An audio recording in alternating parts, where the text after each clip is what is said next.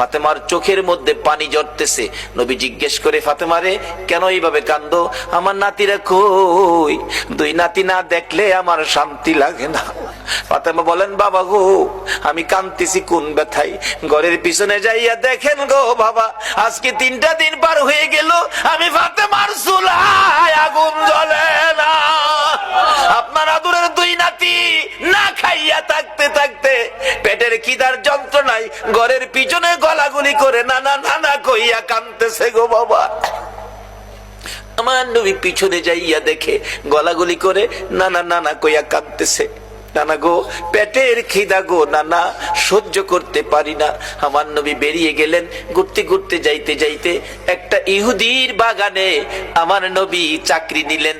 কুয়ার থেকে পানি উঠাবেন, গাছের গোড়ায় পানি দিবেন, পানি উঠাবেন, 1 বালতি পানি 8টা, 1 বালতি পানি 3টা করে খেয়ে